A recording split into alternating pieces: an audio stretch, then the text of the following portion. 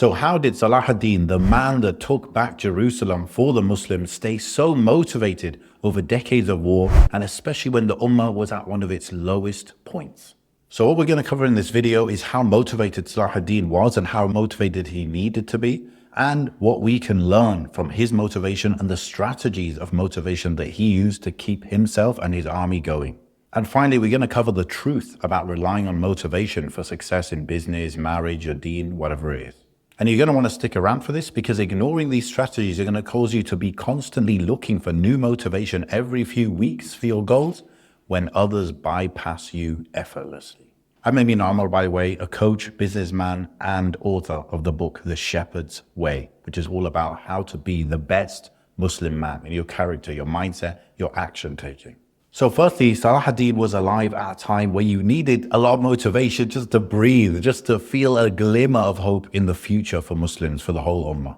What I mean by that is Jerusalem was fully taken by the Crusaders. They had full control over it, and the Muslim world was full of infighting between different kingdoms and different people, and the Shia had a lot of control over huge amounts of Muslim land. It's a little bit like looking at the Muslim world today, where different countries are colonized and countries are turning on each other and Gaza's being bombed and no one's doing anything about it. It's a little bit like that. It's a really bad situation when he was alive. So how did he get the motivation to change and to be that beacon of change when things were that bad? I mean, after all, he was at war for 20 years. How do you get the motivation, the discipline, the perseverance to keep going for that long? Where did he get it from? He even suffered a major military defeat against King Baldwin, and he even had his own allies stab him in the back. So whatever kept him going is definitely going to be enough for you to learn from, because you're not even looking to conquer Jerusalem yet, at least. So first you want to tap into this very powerful force. It will let you endure any hardship, any challenge, but without it, even the smallest little setbacks will actually crush your motivation. You see, Salahuddin, his motivation was to please Allah. He was looking to take back Jerusalem for the sake of Allah.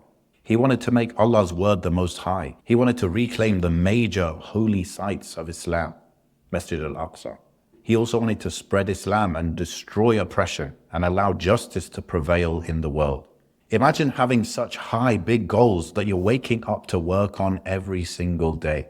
So the point here is that Salahuddin, he was motivated because he had a very, very high goal. He had a bigger purpose than just trying to get married or trying to have more kids or trying to make money or try to buy a house with your money or just invest or do. He had a huge goal for his life that he was dedicated to. You see, having a strong why or a strong purpose for what you're doing, it keeps you very motivated. It keeps you focused even when things get tough. And it makes every little step of the journey towards that big purpose worth it and feel like there's meaning to it, even when there are setbacks. So when you have these higher goals, every single step of the way, every action you take, you know, inshallah, you're getting rewarded for it. And it's all building up to a bigger purpose, and so you're much less likely to abandon it. It also gives you clarity on what you should really focus on and what's worth the effort and what you can actually abandon because it doesn't get you closer to that big goal that you're aiming for. So to stay motivated, I challenge you today, write down your goals. What's your bigger goal in life? You might not know exactly what it is, like to conquer Jerusalem or something like that, but look at the direction that you want to go in your life. Look at some of the goals that you might want to achieve in that direction and put those things down. And then everything leading up to that has more meaning, and you're going to be more motivated to stick to it and commit to it. I always give the example, if I'm going to move to a country where I need to learn the language, I don't know that language. For example, I live in Turkey. If I'm going to be in Turkey for 20 years and it's the best place for me and it's the best place for my iman and for my kids' upbringing and everything, then learning Turkish feels like, yeah, why not? Of course, I'd be motivated to do that.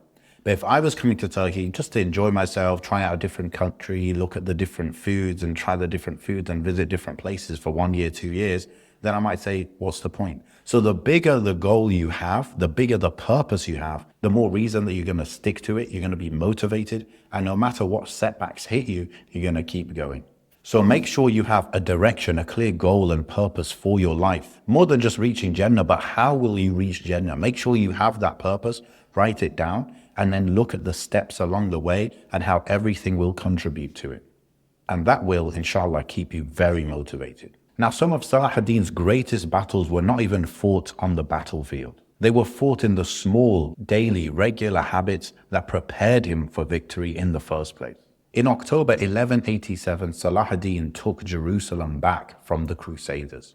Just 3 months before this was the famous Battle of Hittin, where 20,000 Muslims fought a Crusader army of 16,000 who were reinforced with a lot of powerful knights. It was a clear victory, and it laid out the clear path for Muslims to go on and take Jerusalem back. So let me ask you a question. What do you think was the reason that Salahadin was able to win that big battle of Hittin?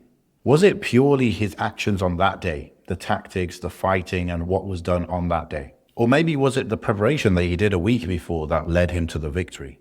Or was it a strategy and a plan that he thought of a month before that got him to that position of victory? No, not at all. What led to his victory was years of solid, regular habits.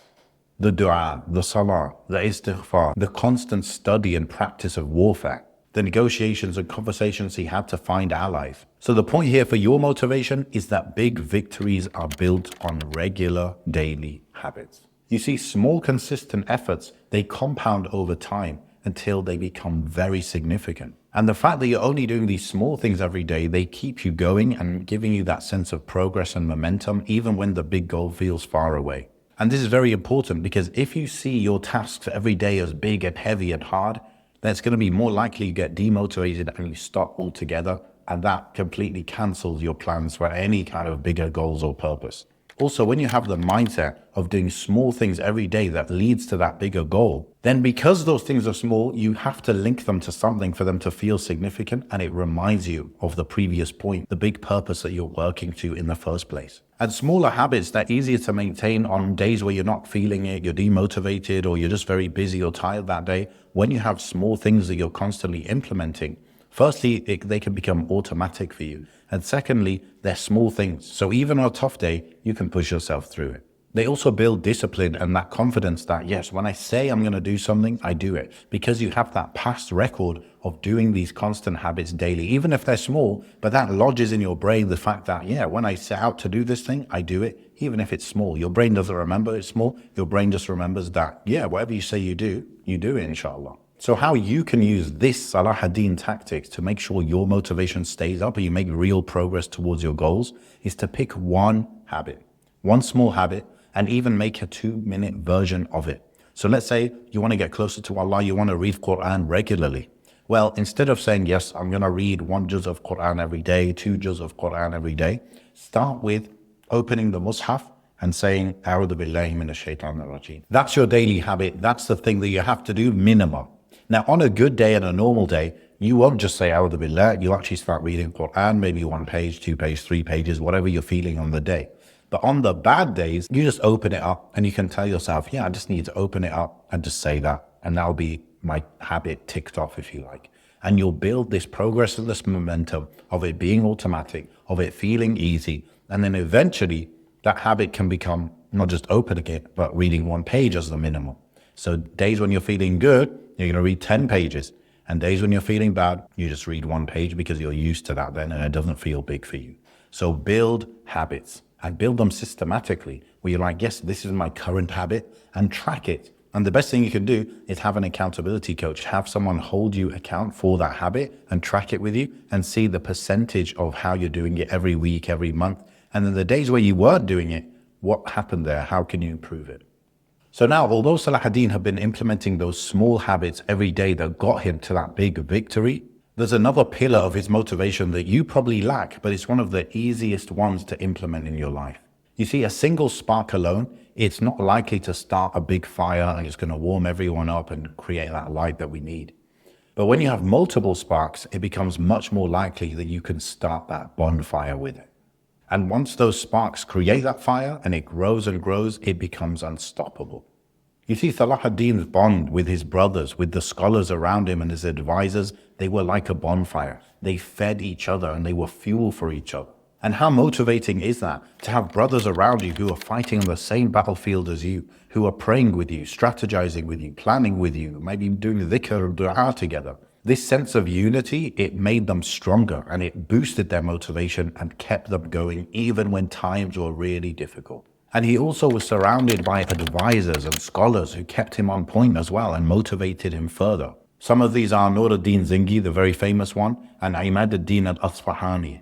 So the point here is to boost your motivation without actually doing anything. Just surround yourself with the right people and they will motivate you for you. Imagine a time where you're at the gym or maybe you're going for a run and you want to give up. But because people are around you, you don't want to look bad in front of them, or you don't want to disappoint them, or you just feel like, yeah, I can keep going. If they can keep going, I can keep going. You also might feel this in Taraweeh in Ramadan as well, where it's the 20th rak'ah, or it's the 10th rak'ah, or it's the second hour of praying non-stop.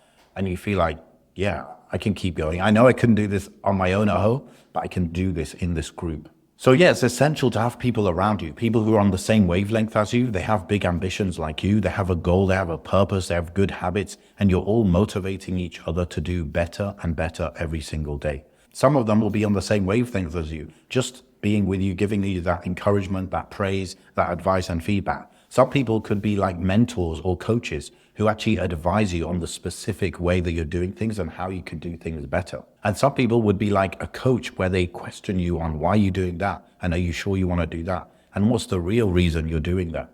And ask you really good questions so you can think deeper and get that motivation out of yourself. And the opposite of this, of course, is isolation, loneliness. And that is where the lone sheep gets eaten by the wolf. That's where Shaitan loves to come and get you with your self-doubt. He loves to prey on people like that who are alone.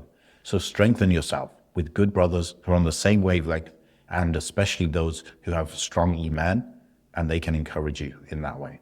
So what's the practical implementation of this point? You need to find brothers around you who you already know, who are ambitious and who are hardworking. Maybe set up a weekly meeting with them where you sit down, have a coffee, and discuss what you did that week and what you didn't get done that week and how you could improve for the coming week. Another thing is maybe where you pray or maybe where you seek knowledge or wherever it is, look for someone who might be a mentor for you. Someone you could meet with once a month, once a week, whatever they can do, and you get that coaching and mentorship from them. Look for someone who's achieved something that you want to achieve, and then they can guide you along the way, not just what to do, but what to avoid doing as well. And it's always best to have an accountability coach and an actual mentor, people who kind of specialize in this and they've done it before. And that's why we have the front row. And if you're interested in that, then just click the link below and you can find out more about it. Now, I'll tell you something beautiful about these 3 motivation strategies that Salahuddin used. And that is that they can all be combined into one beautiful act. And that is Salah. Because Salah is connecting you to your bigger purpose. Salah is a daily habit that you do regularly. And Salah is something that you do in a jama'ah with your brothers alongside you. So this act of Salah combines all 3 of them together, subhanAllah. But now, many of you thinking, I'm not Salahuddin, I'm not on the road to conquer Jerusalem from the Crusaders. How can I have a bigger purpose and find motivation in that big plan, that big why? Well, that's why next you need to watch this video on screen now, where I'm going to show you how to have a bigger goal, big ambitions for your life, and actually take action on it. Go check it out right now. See you there.